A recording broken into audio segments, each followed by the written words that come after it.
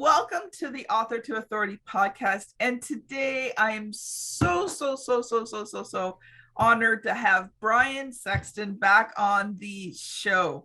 Now, he was on, I think, last year. And if you want to find his first episode of the Intentional Encourager on the Author to Authority podcast, it will be in the show notes. But welcome back, Brian. I'm so glad to have you.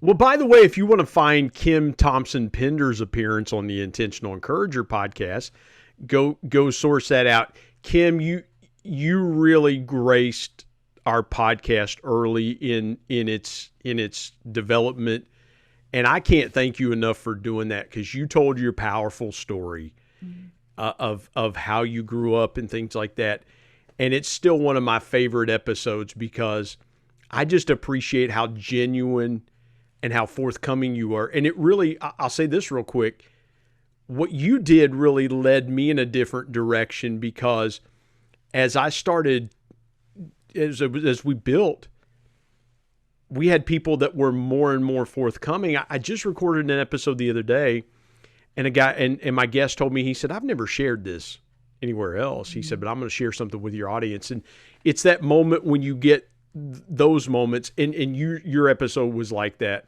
where you shared your life, and I'm forever indebted and grateful to you for doing that. Oh, I'm so honored. And you know what, Brian, when I took a look at, all of my guests that I've had on since 2019, and, you were one of those people I immediately was like, we got to have Brian back on the show. So one of the things I wanted to talk to you about today is, what has the last 18 months for you? Like, how have you grown? How have you changed? What things have happened? Has it been good? Has it been bad? I've been asking all of my guests that question because, for some, COVID was one of those things where, they'd been working hard, and then all of a sudden COVID allowed them to reap all the results. Yeah. But you know what, for others, it was like hitting a wall continuously. So, I want to hear everybody's stories, because now, we're not out of it yet. Mm-hmm. I'm hoping by next summer we will be out of it. Yeah. But yeah. I want to know how have you grown through this time? Well, it's a tale of two cities. It was the best of times. It was the worst of times. So I was very fortunate that I worked for a company that basically just said, get your, do your work, and then whatever else you do, you do. And I continued to get paid through that. And I had very supportive leadership that knew I was podcasting, knew I was working on a book, and they were supportive. They were like, go forth and do. So it was very empowering. But Kim, I found myself getting bored because I am a road warrior by nature. Mm-hmm. I grew up in a house of a road warrior, traveling and working and things like that. And so I got bored. I was like, I really want to go out. I really want to go travel and do things. And it's the one thing you cannot do. Right. And then in the midst of that, in March of this year, I started getting recruited to another company and trying to figure out, God, is this you opening a door for us to do something else? And it opened, I took it, and it closed quickly. And I was able to go back to my old company in a different role. But for about 6 weeks, I really wondered. I was like, okay, I was faithful. I was obedient. God, why did you shut this door after it had been open? And so, Kim, like I said, 2020 was great. 2021 has been that there are times, I don't mean to elongate this, but there are battles that you face internally. Yes. Where you just say to yourself, and there were days that I got up and I was like, I'm not feeling it today. I'm not feeling like being the intentional encourager today because I'm tired of fighting. I'm tired of internal fighting and battles within my mind and my spirit. And that's why I say it was the best of times, it was the worst of times, because I really had to recommit to what my purpose was to encourage people and try to help people, and there were days that it was a struggle. It was a real struggle. So, but again, I'm here. I'm alive. That's right. God's given me another day. And in my family, knock on wood, in the Sexton family, that's an accomplishment. Like, if you don't drop dead that day, I mean, it's a good day, you know? So, I mean, and I can joke about that, but but again, to answer your question, it's the best of times, it's the worst of times, and it's coming back. I mean, it's a roller coaster. It's coming back. But it's trying to keep yourself level in the midst of that roller coaster. Yeah, and sometimes you can't. Yeah, sometimes you just careen off the tracks, which is a bad thing, you know. But sometimes I think we're supposed to learn how to experience those ups and downs. Mm-hmm. You know, because there's things that are taught in the mountaintop and there's things that are taught in the valley. And if you never go to those two places, you don't learn the lessons that you're supposed to learn. Well, I understand, you know, and I don't mean to interrupt you. I understand. I'm clear now on why I've been talking about the things I've been talking about the last 2 years.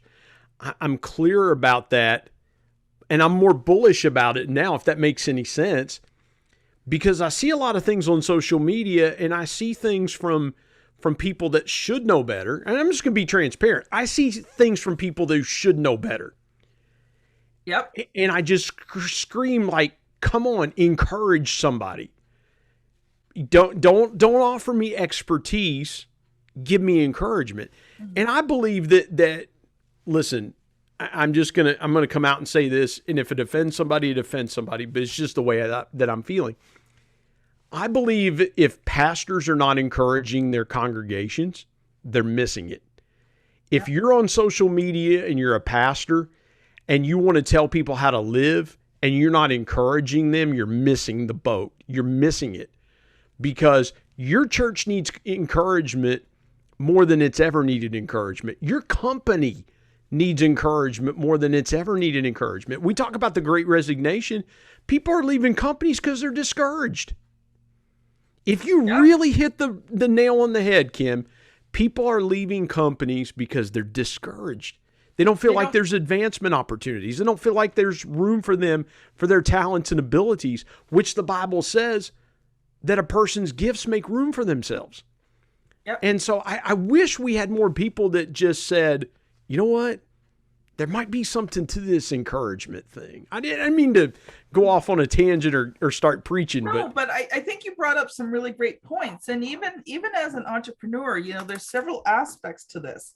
You know, there's been a lot of stress being an entrepreneur these last 18 months. You know, 100%. There's always stress being an entrepreneur, right? Like, that goes with it. But, you know, I think the level of stress has just increased massively. And, you know, I see people just really not giving that value. Like, there's a book I love called The Go-Giver, Bob Burg. And, you know, he talks about, you know, how do you bring value? And in a sense, you know, how do you bring that encouragement? You know, when you're trying to work with your clients, your customers, your employees, you know, how do you do it with that servant's heart? And I think one thing that's really important, and I think, you know, as entrepreneurs, we've missed the boat, is you can't give what you don't have. Yeah. You know, you can't run on empty,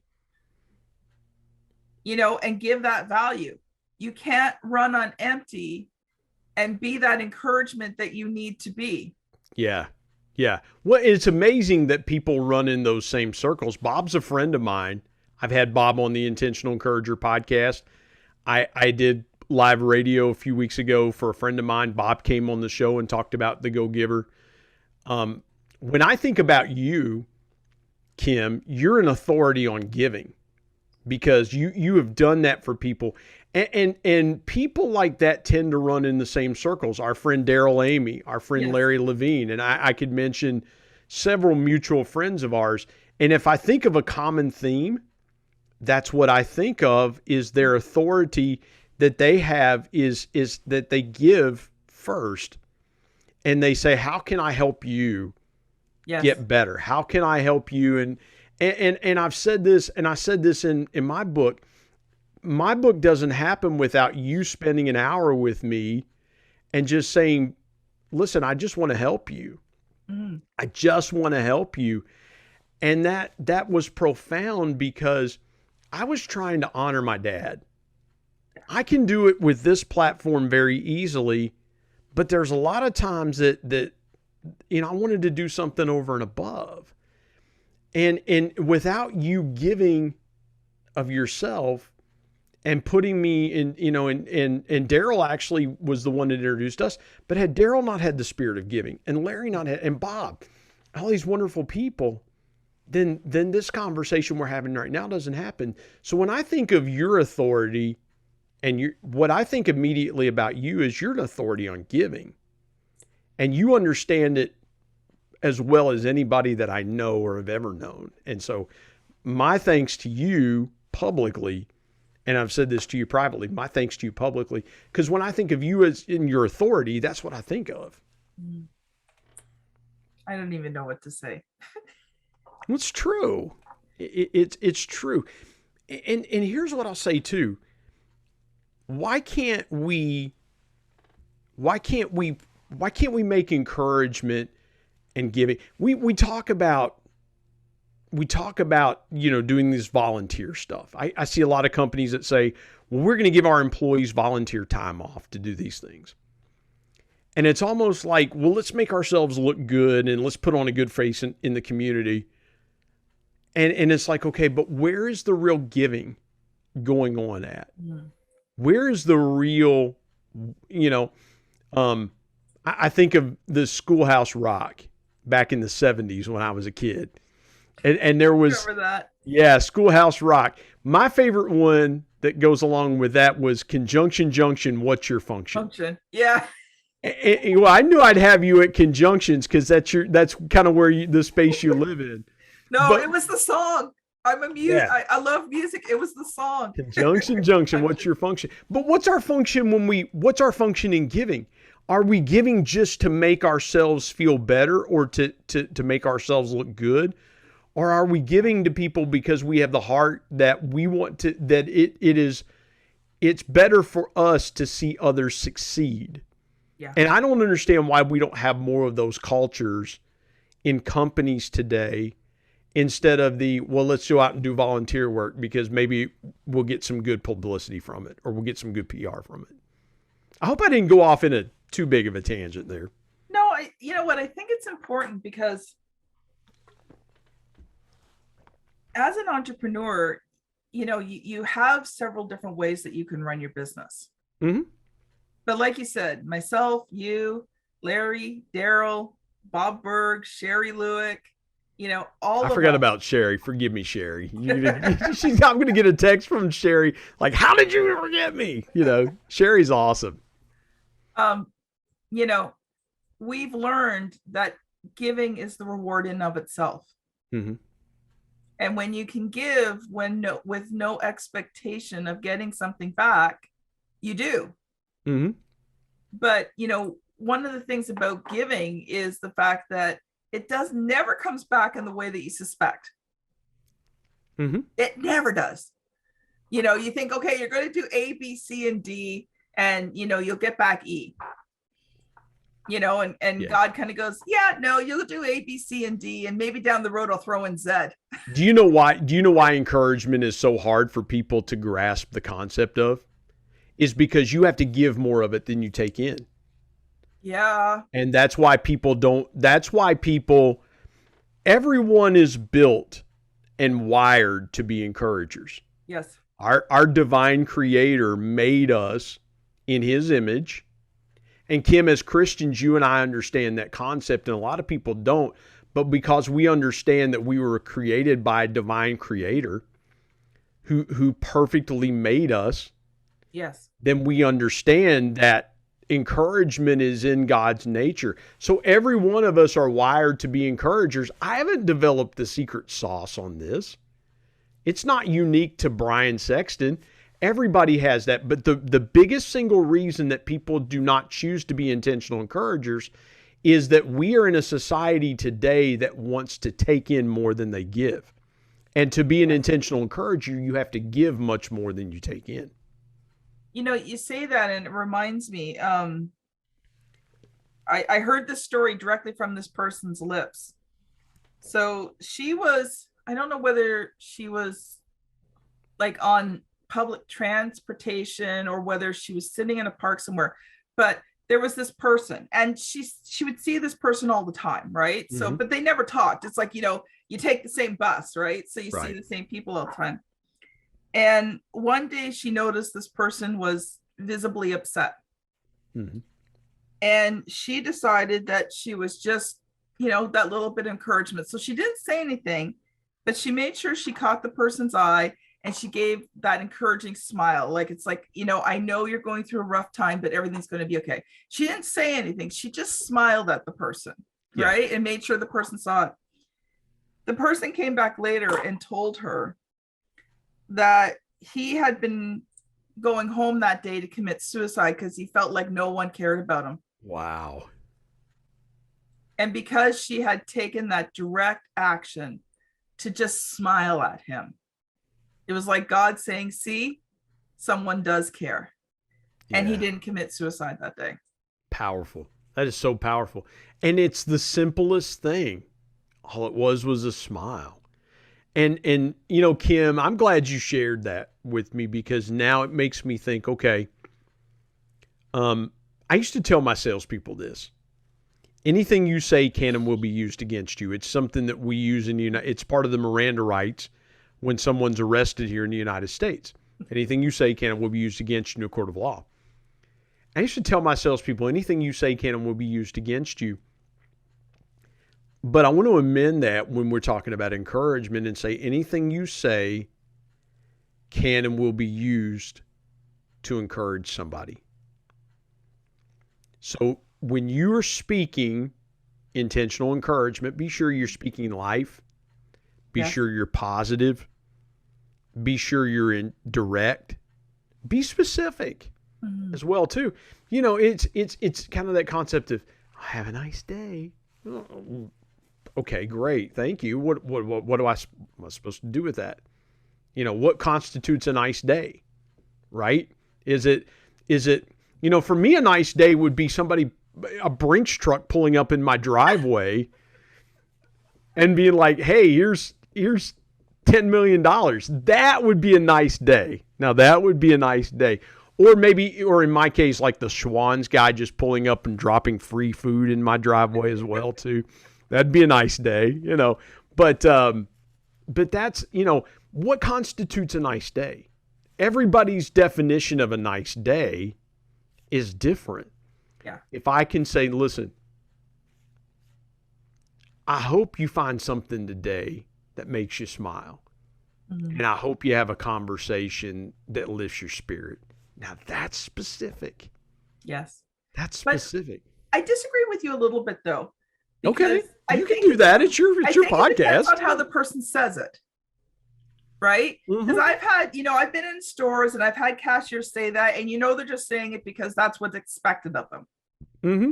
But I've had other cashiers who look me in the eye and I know they mean it.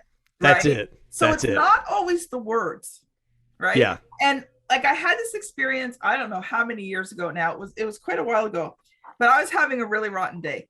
Just no good, down dirty day, right? Yep. And I go through the McDonald's drive-through and I grab myself a coffee. And when I got the coffee into the car, I was in the parking lot. I looked at it. The girl had written on the cup, "Have a really nice day. Thank you." Oh, wow. Now, she didn't know I was having a really bad day, right? She didn't know that. She just, and I mean, I've never had it since. But it was she had that thought just to write on my cup, "Have a nice day," and it made a difference. I'm kind of questioning you at the moment. Because Canada has like 8 billion Tim Hortons. Why would you choose to go through a McDonald's? Because we're jealous here. I think the closest Tim Hortons we have is like 45 minutes away. You know, and there's a McDonald's it's like, yeah, I could have McDonald's, but if there's a Tim Hortons, has improved their coffee. It's not quite as good as Tim Hortons, but it's getting there. Usually it's the lineup because, well, okay, if I'm in there's two towns right beside each other that comprise our area and two townships that surround it. Okay, Yeah. but in the one town they only have a Tim Hortons. Mm-hmm. In the main town they have four Tim Hortons, one McDonald's, and a McDonald's and a Walmart. See, I thought it was Canadian law that you had to visit a Tim Hortons at least twice a week. Well, yeah, but with COVID, it doesn't work anymore. But where I live, at one point, the McDonald's and the Tim Hortons are right beside each other. So I will drive in, and whichever one has the shorter line gets my business that day. Well, here's the thing, Kim. So we were the last state, West Virginia, where I live. We were the last state to have a freestanding Starbucks. Oh, okay. So every other state in the United, Alaska, Hawaii, I mean, remote places have freestanding Starbucks. Little West Virginia, but now we got in the little town that I live in, now we have a Starbucks in the Target. We have a freestanding Starbucks. We have a Starbucks in the mall. Now I can, within about 15 minutes, I can get about 6 Starbucks in different, even at Marshall, where I went to school and where my son goes to school, they have a Starbucks in their student center. So now it's like, okay, just because West Virginia, I guess the people at Starbucks are just making up for the fact that all those years they ignored us, and they realized that, and we have a reputation in West Virginia. We're the heaviest state in the union. People like to eat here. We have Biscuit Worlds. Okay. We have a chain of restaurants called Biscuit World.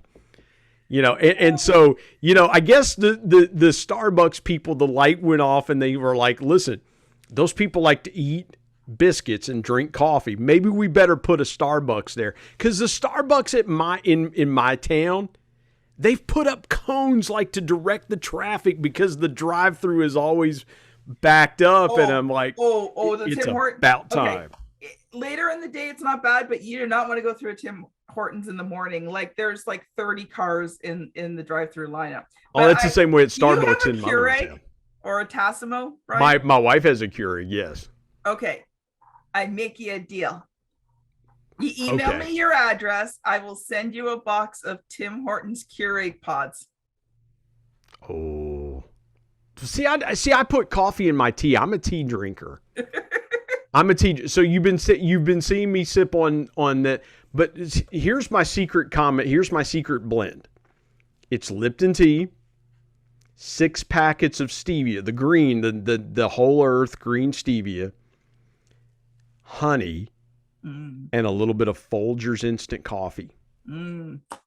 That's my special blend. So if the folks at Whole Earth, Folgers, Walmart, because that's where I get the honey, and Lipton, my email address is theintentionalencouragerpodcast@gmail.com. Sponsorship opportunities are available. So if you want to see the Lipton logo behind me, just reach out. Intentionalencouragerpodcast@gmail.com. Sponsorship opportunities are available.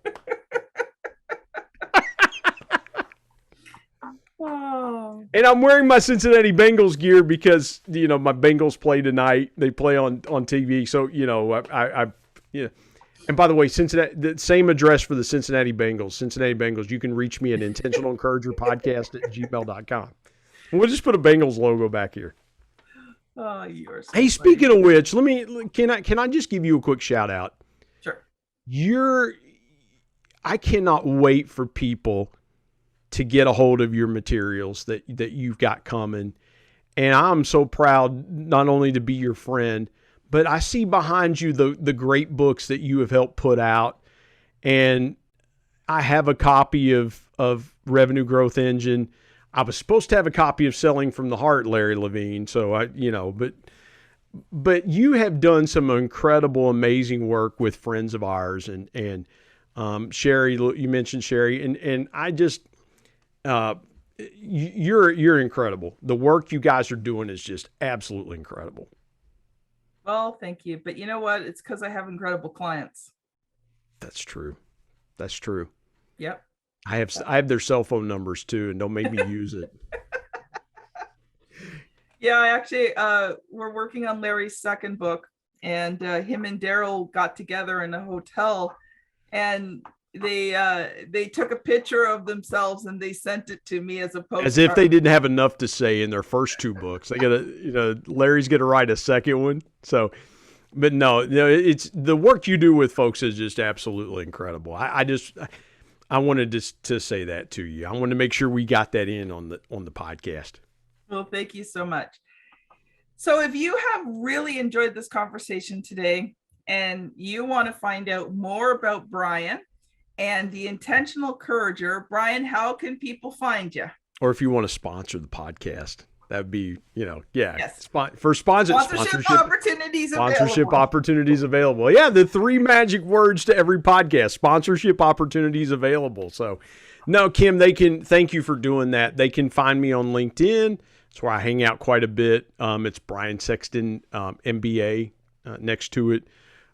You can find the Intentional Encourager podcast wherever you get podcasts: Spotify, Apple Podcast, Google Play, iHeart.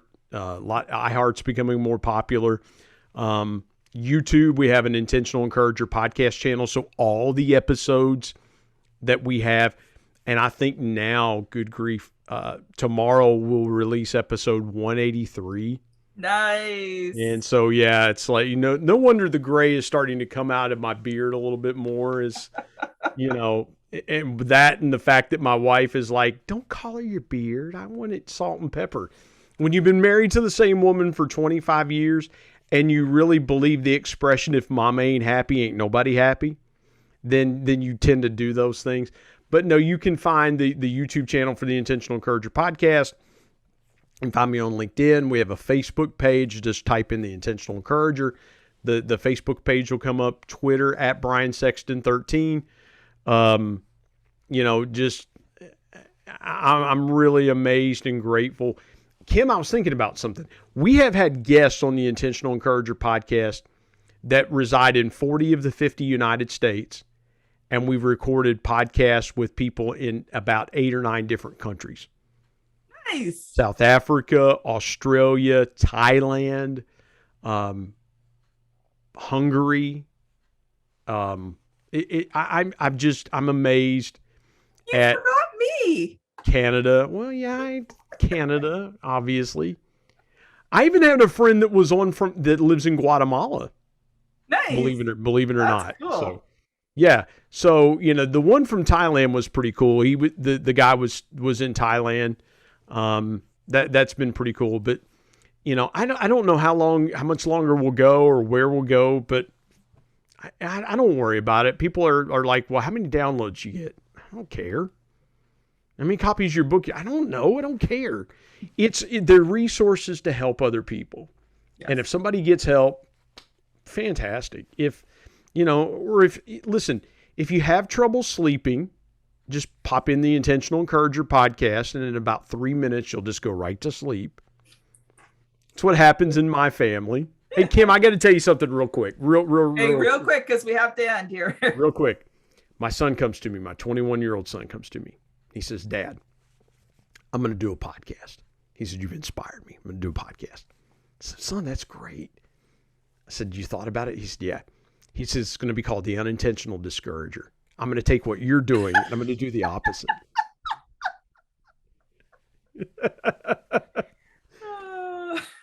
So if you want unintentional discouragement, you could find, if you're an insomniac or you want unintentional discouragement, that might be other ways to listen to the Intentional Encourager podcast. I don't take myself seriously. So, Kim, you're awesome. I appreciate your friendship and value it. Thank you for having me on today. You're very welcome. So this has been Brian Sexton and Kim Thompson-Pinder on the Author to Authority podcast. Thank you so much for listening, and we'll see you on the very next episode. Bye now.